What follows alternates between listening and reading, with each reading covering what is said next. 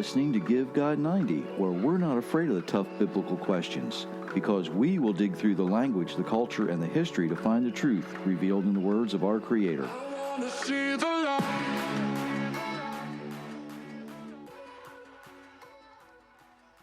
Well, happy Monday, everyone.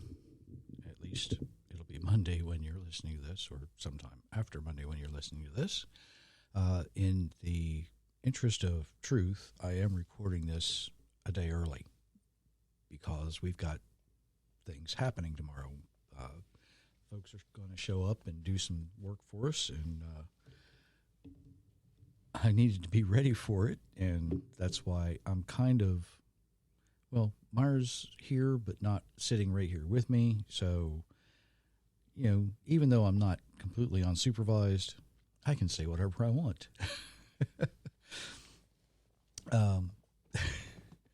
We have some things going on tomorrow, and I wanted to get this out. This is going to be kind of short, I'll be honest with you. All right, just there's not a great deal with Firstfruits, but it's important. Before I get into that, I want to remind everyone to visit givegod90.com and see what's there. Check out the books that are there. And I'm not sure what the weather's like where you are, but I am coming to you from I can describe it as the frozen tundra of East Tennessee, okay? Living in the South, you'd think it'd be warm, but, you know, the last week, and I usually don't believe the weatherman, but he was spot on this week. And so much for global warming. Oh, my. It's supposed to warm up this week, though. Hopefully our winter is over and things will get back to the way there should be, where it's warmer here than it is in Montana and Alberta. So, just saying. We've had some interesting times. Interesting times.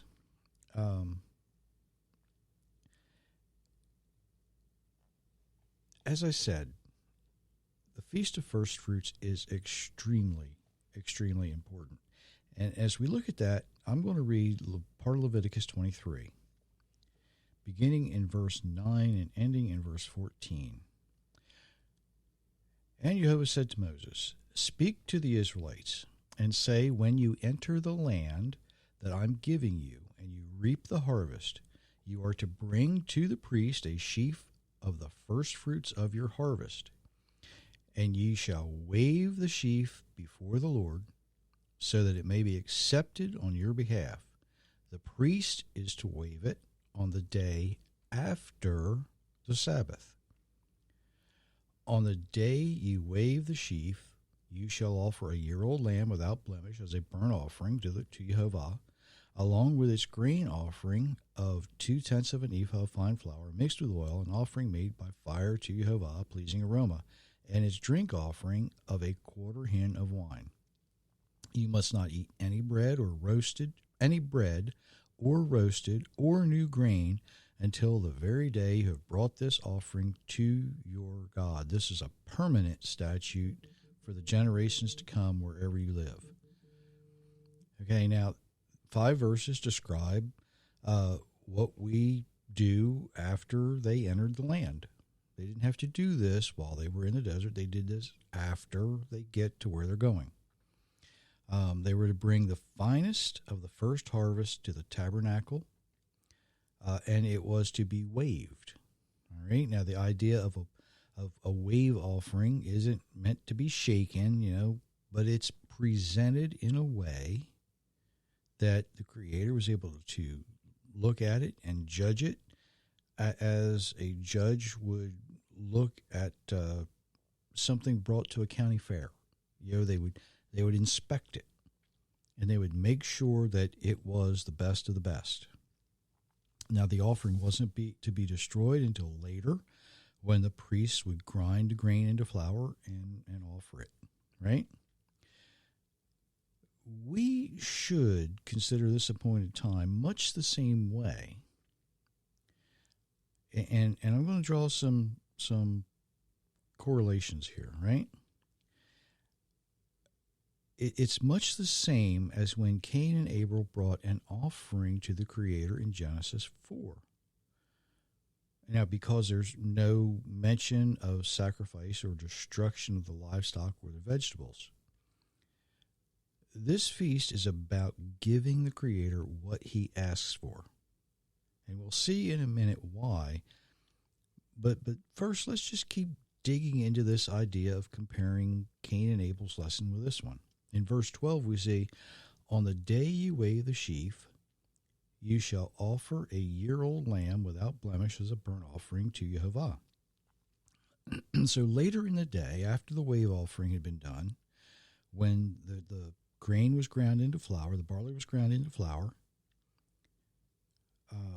then, excuse me, they were to offer a lamb. Now, in order to offer a lamb, you need to slaughter it, right? And then you need to prepare it accordingly, of course. And along with that lamb, you were to offer grain. And hopefully that reminds us of when Cain killed Abel. Think about that. Cain kills Abel. And whether he was first, I don't know. Whether he was the best, we don't know. But he kills Abel, and he was sent away. Cain was sent away. And we could say that his punishment was kind of like him being ground into the way that he chose to live. He chooses to live as an outcast. He chooses to live away from everybody else, away from all the other children of Adam and his wife. He wasn't allowed to remain close to the other children because he had killed Abel. And all of that should remind us that sin has consequences. And remember that these appointed times happen for a reason. The calendar was given to us for a reason. And something I'm going to talk about in the next episode is the correlation of first fruits to the next feast when the law was given at Mount Sinai. But think about how this reminds us of the consequences of sin and how very early in Genesis, each time sin happened, there was punishment and there was something else. There was a way out. Cain kills Abel. Now we know that our Creator demands payment for payment, but instead of demanding Cain's life, he allowed him to live as an outcast. The first fruit harvest was brought to the tabernacle, but until that happened, no one was allowed to eat any new grain. Interesting, isn't it? Our Creator demands his first. Everything we have, he's given to us. And in turn, we then offer the best of the best and the first back to him. Got it? After we give him the best of the best, we are able to enjoy the rest. Much like Cain's offering, if we don't bring the best, there are consequences. So why does our Creator demand the best of the best? Well, there's a verse in Ezekiel that might help understand that. And it reads, "The best of the first fruits and of every contribution from all your offerings will belong to the priests. You are to give your first batch of dough to the priest, so that a blessing may rest upon your homes." That, of course, is from Ezekiel 44:40 or 44:30. I can't remember which. This is one of the duties of the priest, right? When you bring your best to the priest, they must bless your household. The Levitical priesthood wasn't able to possess land. They couldn't grow their own food. They didn't have time for that anyway. So the Creator, in his ultimate knowledge, knew that unless we were told, you bring the best, the priests were going to get the worst. I mean, it's human nature to keep the best for ourselves, isn't it? After all, that's that's what we've been taught. You keep the best for yourself, and you give away the little bit that you can, the little bit that you won't miss, the little bit that doesn't matter. But that's not how our Creator had this planned. He wanted the best because he wanted the best for the people who were going to be the example for the rest of the nation, the rest of the tribes. He wanted them to have something worthwhile. But in return, the priests must bless the people for their continued support. All that went out the window when, kind of along with the Levitical priesthood, it was basically destroyed during the exile. And it's a reminder for us today that sin has consequences. A lot of very harsh consequences, even for the priest. It's interesting that even your first batch of dough. Now today, what we would call that is sourdough starter. And I talked about that in the last episode. The captured wild yeast used to make bread rise was to be given to the priests so they could feed their families.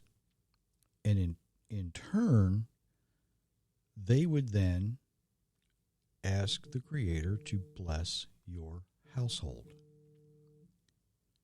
A neighbor recently gave us a sourdough starter, and we've been using it to make bread. I will admit that I am about the farthest thing from a priest that, in your wildest imagination, you could not consider me a priest, all right? But that didn't stop us from including that neighbor in our prayers. I know that she's devoted to the Creator, and I know that she doesn't realize that her small offering gives us a change from the regular yeast bread that we're used to. But it's a prime example of what I have been saying for a very long time. We use our blessings and our skills that we have to benefit the people around us. And then in return, we receive blessings as well. Now, if you've ever had sourdough starter, you might be thinking, well, I had some, and it just kept getting bigger, and it just kept getting more. I know how that goes. I've seen it. It's like, I have trouble giving this stuff away because nobody wants it. Or, I've got so much I don't know what to do with it. I've heard this. I've seen it.